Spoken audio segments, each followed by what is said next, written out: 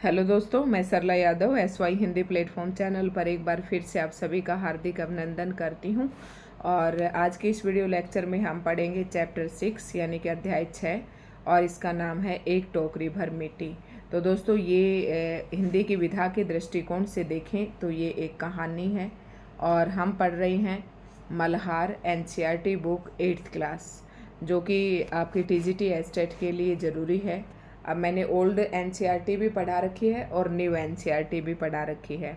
तो कई बच्चे पूछ रहे हैं कि मैम न्यू NCERT पढ़ें या ओल्ड NCERT पढ़ें। तो दोस्तों ये तो मेरे को भी किसी बोर्ड वाले ने नहीं बताया जो मैं आपको कॉन्फिडेंस के साथ ये कह सकूं कि आपको न्यू NCERT पढ़नी है या ओल्ड NCERT पढ़नी है।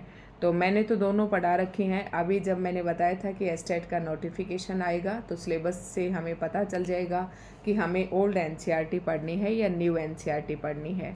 तो दोस्तों आज के इस अध्याय को शुरू करने से पहले मैं यही कहूँगी कि चैनल पर अगर आप नए हैं तो चैनल को सब्सक्राइब कर लें, बेल आइकन को प्रेस कर लें ताकि जितनी भी मैं वीडियो डालूं उनका नोटिफिकेशन आप तक पहुंच सके।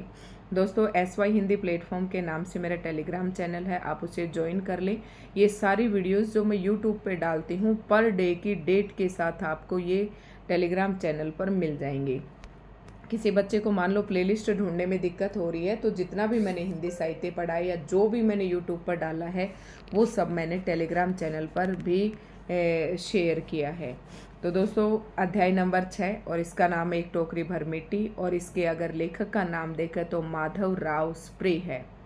अब मैं 3 क्वेश्चन आपको ज़रूर बताती हूँ कि जिसके लिए आप NCERT पढ़ रही हैं और जहाँ से आपसे प्रश्न पूछा जाता है। सबसे पहले चैप्टर का नाम, जैसे एक टोकरी भर मिट्टी, तो आपसे एक पहला प्रश्न ये पूछा जा सकता है कि ये हिंदी की किस विधा की रचना है, तो आपको ये बताना है कि ये कहानी है। दूसरा इसका नाम ये पूछ सकते हैं कि एक टोकरी भर मिट्टी किसकी रचना है, तो आपको बताना है माधव राव स्प्रे। तीसरा ये पूछ सकते हैं कि इसका उद्देश्य क्या है, ये तो आपको स्टोरी पढ़ने के बाद ही इसका कंक्लूजन जो है वो आपको पता चलेगा। ठीक, एक इसमें से कहानी में से पात्र भी पूछ लेते हैं कि ये माधव राव स्प्रे की कौन सी कहानी का पात्र है, नाम देकर भी पूछ सकते हैं, या आपसे सीधा ये भी पूछ सकते हैं कि ये पात्र किस कहानी से है। तो आपको सीधे इसके पात्रों को भी ध्यान रखना है और इसकी स्टोरी भी आपको ध्यान में रखनी है ताकि जो भी प्रश्न पूछे उसका आप इजीली आंसर कर सके। तो ये दोस्तों कहानी बहुत ही इम्पोर्टेंट है, UGC नेट में भी ये दी गई है। तो शुरुआत करती हूँ आज के इस वीडियो लेक्चर की। किसी श्रीमान जमींदार के महल के पास एक गरीब अनाथ वृद्धा की झोपड़ी थी। अब इसमें क्या है कि गरीब महिला है और उसके बिल्कुल जो जमींदार आदमी है उसके महल के पास उसकी झोपड़ी होती है और उसकी झोपड़ी हटाने के लिए कहा जाता है।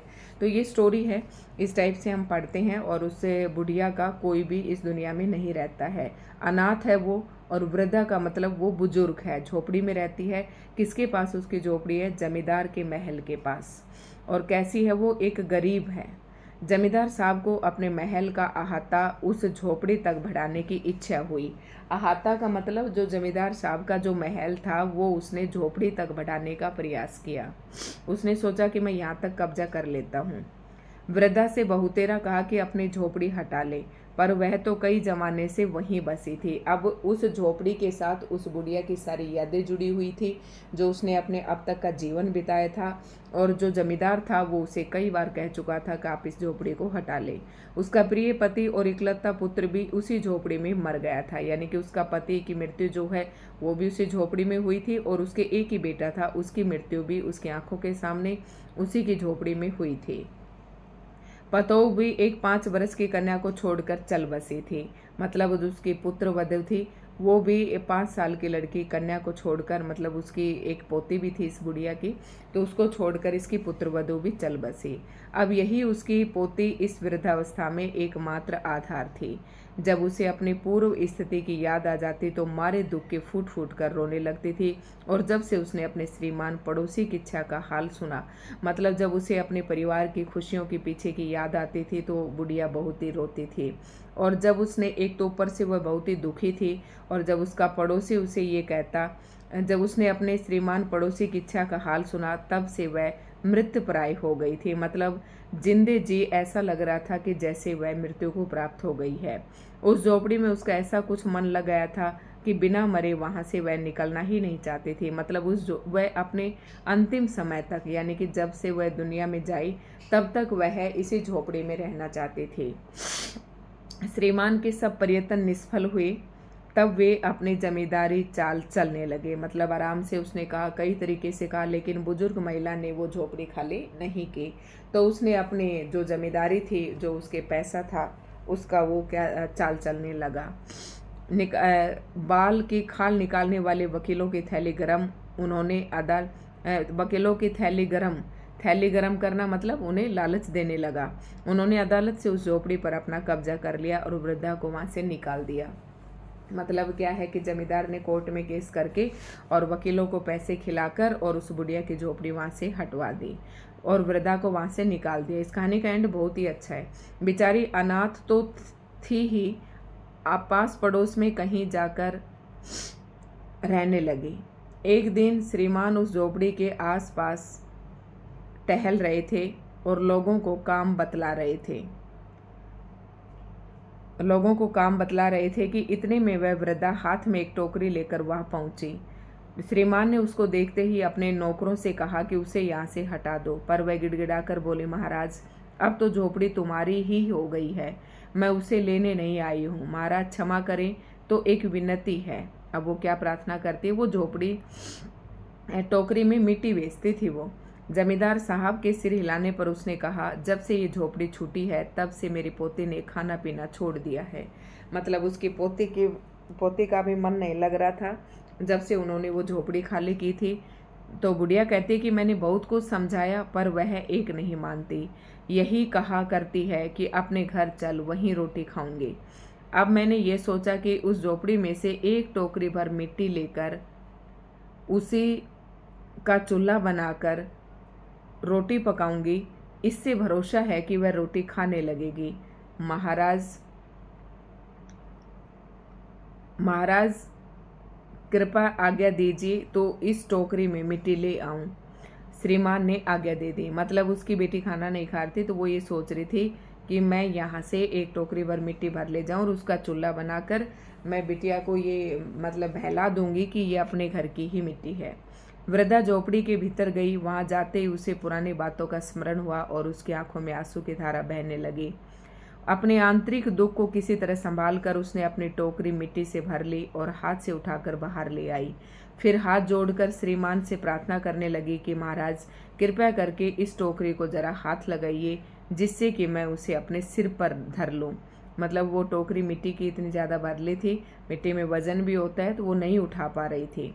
जमींदार साहब पहले तो बहुत नाराज हुए, पर जब वह बार बार हाथ जोड़ने लगी और पैरों पर गिरने लगी तो उनके भी मन में कुछ दया आ गई। किसी नौकर से न कहकर आप ही स्वयं टोकरी उठाने को आगे बढ़े। जो ही टोकरी को हाथ लगाकर ऊपर उठाने लगे, त्यों ही देखा कि ये काम उनकी शक्ति से बाहर है। मतलब वो वृद्ध थी, बिल्कुल बूढ़ी हो चुकी थी और इतनी मिट्टी उठाने की क्षमता जो है उसके अंदर नहीं थी। और इस बात का एहसास हुआ उस जमींदार को। फिर तो उन्होंने अपनी सब ताकत लगाकर टोकरी को उठाना चाहा, पर जिस स्थान पर टोकरी रखी थी वहां से वह एक हाथ भी ऊंची न हुई। वह लज्जित होकर कहने लगी कि नहीं, ये टोकरी हमसे न उठाई जाएगी। ठीक है, वह लज्जित होकर कहने लगे, मतलब उससे भी वो टोकरी नहीं उठी। ये सुनकर वृद्धा ने कहा, महाराज नाराज न हो, आपसे तो एक टोकरी भर मिट्टी उठाई नहीं जाती और इस झोपड़ी में तो हजारों टोकरियां मिट्टी पड़ी हैं, उसका भार आप जन्म भर कैसे उठा सकेंगे? आप ही इस बात पर विचार कीजिए। इस लाइन में जो है बहुत ही गहरी बात उस बुढ़िया ने जमींदार आदमी को कह दी कि इसमें तो न जाने हमारी कितनी यादें हैं, कितनी हमारा इससे जुड़ा हुआ है। झोपड़ी में मतलब कितनी मिट्टी पड़ी हुई है, आप उसे मतलब जो हमसे तुमने झोपड़ी खाली करवाई है उसका भार आप शायद जन्म भर भी नहीं चुका पाएंगे। जमींदार साहब धन मद मतलब अहंकार से गर्वित हो अपना कर्तव्य भूल गए थे, पर वृद्धा के उपयुक्त वचन सुनते ही उनकी आंखें खुल गई थी। मतलब जमींदार साहब पहले तो अपने पैसे की अंधाधुंध उसमें पैसे के अहंकार में मद में सब कुछ भूल गया था, लेकिन जब बुढ़िया ने ये बात कही तो उसका हृदय पिघल गया था और उसकी आंखें खुल गई। कृत कर्म का पश्चाताप, कृत मतलब जो उसने कर्म किया था उसका पश्चाताप कर उन्होंने वृद्धा से क्षमा मांगी और उसकी झोपड़ी वापस दे दी। तो वो भी कोई एक नेक इंसान ही था, ऐसा कह सकते हैं। उनके हृदय में भी कहीं ना कहीं दया भाव था। और इसका लेखक है माधव राव स्प्रे। अब माधव राव स्प्रे जो इसका लेखक है उसके बारे में 2-4 लाइनें हैं, हम उसे भी पढ़ लेते हैं क्योंकि यहाँ से भी प्रश्न पूछ लिए जाते हैं। हिंदी की प्रारंभिक कहानियों में एक टोकरी भर मिट्टी का भी उल्लेख आता है। इसके लेखक माधव राव स्प्रे हैं। ऐसा माना जाता है कि ये लोकमान्य बाल गंगाधर तिलक की प्रेरणा से हिंदी में आए थे। कौन? माधव राव स्प्रे। इनकी मातृभाषा मराठी थी। इनका जन्म दमोह मध्य प्रदेश में हुआ था। इन्होंने लोकमान्य तिलक के चर्चित ग्रंथ गीता रहस्य का मराठी से हिंदी में अनुवाद किया था। ये इस टाइप के प्रश्न आपसे पूछे जा सकते हैं। स्वदेशी आंदोलन और बायकाट इसकी प्रमुख कृतियां हैं। कृतियों का मतलब रचनाएं हैं। एक टोकरी भर मिट्टी जैसी कहानियां केवल घटनाएं नहीं सुनाती बल्कि मिट्टी से उठते हुए इन प्रश्नों को उठाती हैं जो हमारे सामाजिक ताने बाने में गांठ बनकर अटके हैं। तो ये इसका निष्कर्ष है एक तरीके से, ठीक है।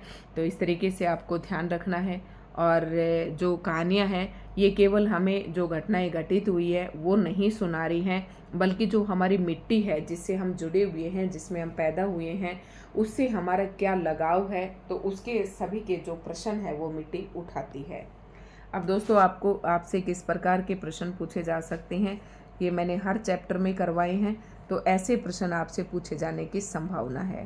यहाँ पर एक प्रश्न दिया गया है, उसके 4 ऑप्शन दिए गए हैं, इसमें राइट ऑप्शन आपको चूज करना है। निम्नलिखित प्रश्नों के उपयुक्त उत्तर के सम्मुख स्टार बनाइए। कुछ प्रश्नों के एक से अधिक उत्तर हो भी सकते हैं। प्रश्न नंबर 1 है, जमींदार को झोपड़ी हटाने की आवश्यकता क्यों लगी? झोपड़ी जर्जर हो चुकी थी, झोपड़ी रास्ते में बाधा थी, वह अहाते का विस्तार करना चाहता था, वृद्धा से उसका कोई पुराना झगड़ा था। तो इसका राइट आंसर हो जाएगा ऑप्शन सी, ठीक है। नेक्स्ट प्रश्न है, वृद्धा ने मिट्टी ले जाने की अनुमति कैसे मांगी? कैसे मांगी? क्रोध और झगड़ा करके, अदालत से अनुमति लेकर, विनती और नम्रता से, चुपचाप उठाकर ले गई। तो इसका भी राइट आंसर होगा जो है ऑप्शन सी, विनती करके और बिल्कुल नम्रता के साथ। अगला प्रश्न नंबर 3 है, वृद्धा की पोती का व्यवहार किस भाव को दर्शाता है? पोती, वृद्धा की जो पोती थी उसका व्यवहार दया, लगाव, गुस्सा और डर। तो देखो वृद्धा की जो पोती थी उसका झोपड़ी से काफ़ी लगाव था, तो ये लगाव वाले भाव को दर्शाता है। कहानी का अंत कैसा है? अब ये आपको बताएं, दुखद है, सुखद है, प्रेरणादायक है, सकारात्मक है। अब इसके आंसर कई हो सकते हैं। कहानी का आप सबको अपनी अपनी सोच है कि आप सबको कैसा लगा। तो दुखद तो हम इसे कह नहीं सकते, ये तो ऑप्शन बिल्कुल कट हो गया। प्रेरणादायक, सकारात्मक भी कम ही होगा। सुखद है या प्रेरणादायक है, मतलब कहानी का जो अंत है मुझे तो लगता है कि हमें एक प्रेरणा देती है। तो दोनों ऑप्शन अब इसमें से मानने के ऊपर डिपेंड करता है कि कौन क्या मानता है। तो इसका ऑप्शन सी मुझे सही लगता है, लेकिन ऑप्शन बी भी हो सकता है। लास्ट प्रश्न है, नहीं बस इसके इतने ही प्रश्न थे, इस तरीके के प्रश्न आपके वहाँ पर नहीं आएंगे। तो दोस्तों आज की वीडियो आपको कैसी लगी कमेंट करके ज़रूर बताएं। और इसकी मैंने मल्हार नाम से एक प्लेलिस्ट बना रखी है, TGT एस्टेट मल्हार लाइन टू लाइन एक्सप्लेनेशन, कुछ इस प्रकार से आपको प्लेलिस्ट मिल जाएगी। वहाँ पर ये सारी वीडियोस मिल जाएंगी। और हिंदी साहित्य की अगर मैं बात करूँ तो हिंदी साहित्य भी लगभग जो है 55 क्लासेस में, यानी कि आदिकाल, भक्तिकाल, रीतिकाल और आधुनिक काल का जो पद्य खंड है यहाँ तक मैं संपूर्ण करवा चुकी हूँ। अब बस नाटक, कहानी, निबंध, उपन्यास वगैरह बचे हैं। ये वैसे मैंने करवा भी रखे हैं बहुत अच्छे से, डिटेल से, और भी मैं करवा दूँगी। तो धन्यवाद दोस्तों।